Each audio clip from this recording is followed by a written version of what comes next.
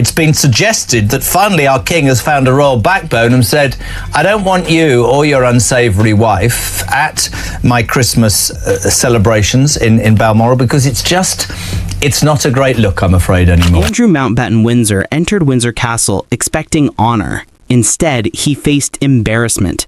For years, staff would bow when he entered rooms. They called him Your Royal Highness. They stepped aside, served his meals, and treated him like untouchable royalty. But when Andrew came back to Windsor recently, for the first time since losing his titles, everything was different. Staff stood tall, guards averted their eyes. Palace workers reportedly enjoyed calling him Mr. Mountbatten Windsor, as if he was filling out a government form. And that's only the start of what King Charles has taken away. But first, subscribe and turn on notifications, because what came next shows just how far Andrew has fallen and why there's no return. Reports from Ephraim Hardcastle in the Daily Mail claim Andrew's Windsor visit was a disaster. Staff who used to bow nervously now stood firm. Guards who once gave crisp salutes turned away. Employees who always used his title seemed to delight in dropping it. For a man who spent decades demanding respect, this was crushing. But here's what makes it worse. It wasn't by chance. King Charles ordered this shift deliberately. The message at Windsor is clear. Andrew receives no special privileges. And then there's the food situation. For years, Andrew benefited from what insiders call a royal delivery service. Meals from Windsor Castle kitchens were brought straight to Royal Lodge, fresh, made by palace chefs, arriving whenever he wanted. That's over now. Staff have orders. Nothing goes to Andrew. If he wants lunch, he has to manage himself or depend on whatever Sarah Ferguson can provide between her failed business attempts.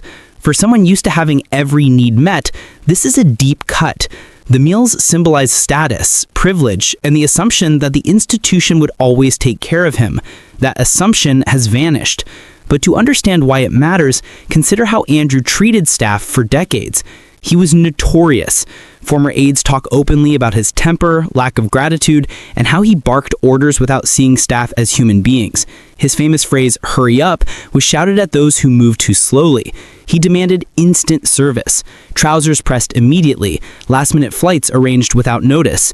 If staff forgot to bow or use the wrong address, he would glare, lecture, or complain to their bosses. Imagine how those same workers feel now. Free to stand tall, free to meet his gaze, free to call him Mr. Mountbatten Windsor like he's a neighbor with the wrong mail. Some don't just accept this change, they enjoy it. And here's what most miss. Royal power isn't just law, it's in the symbols. The bows, the titles, the distinctions. Once they vanish, so does authority. Andrew has been trying desperately to regain control since the Queen passed. He hoped Charles might soften over time. He hoped his daughters could negotiate privileges. He hoped public anger would fade. None of it happened. And Andrew can't accept reality. He still acts like royalty, though the monarchy has removed that identity. He still insists he did nothing wrong, despite global criticism. He still expects sympathy for troubles he caused. He refuses to leave Royal Lodge on his own. He cannot adapt to this new world. So when Windsor staff refuse to bow, it's not just humiliating, it shakes his whole sense of self. But here's the most damning twist. New emails have emerged. Messages between Andrew and Jeffrey Epstein's circle. They completely shatter Andrew's carefully built public image. In these emails, he isn't the calm figure from the BBC interview. He's panicked, desperate, overwhelmed. At one point he writes, "I can't take any more of this." That line sums it up. A man who spent decades showing control, now revealed as frantic. The emails show him begging for protective statements, claiming ignorance, demanding his name be removed from Epstein-related issues. And here's the part that ruins his credibility.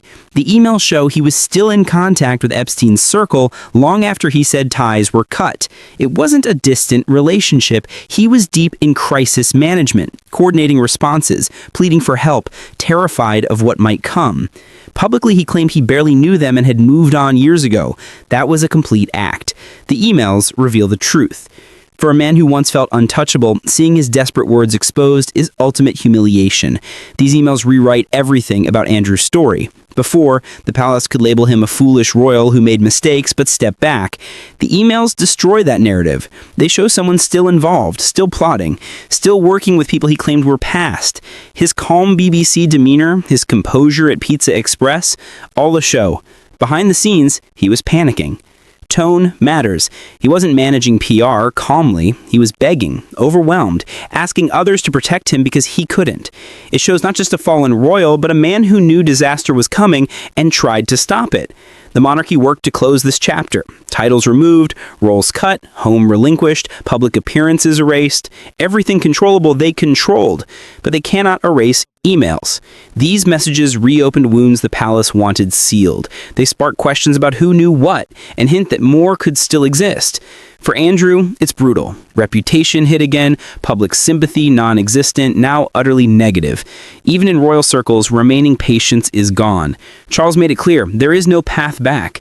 Andrew will move to a private Sandringham cottage, internal exile, likely after Christmas. This is his new reality, stripped of everything that defined him. Staff who once feared him now treat him like any ordinary person. Private emails show a different man than the public image. Not calm, not innocent, but panicked, frightened to escape scandals he created. These emails are pivotal. They redefine his legacy, reveal cracks behind years of public denials. The question isn't whether Andrew can recover, it's whether the monarchy can separate itself fast enough from what might come next. What do you think? Do these emails change everything, or was his reputation already gone?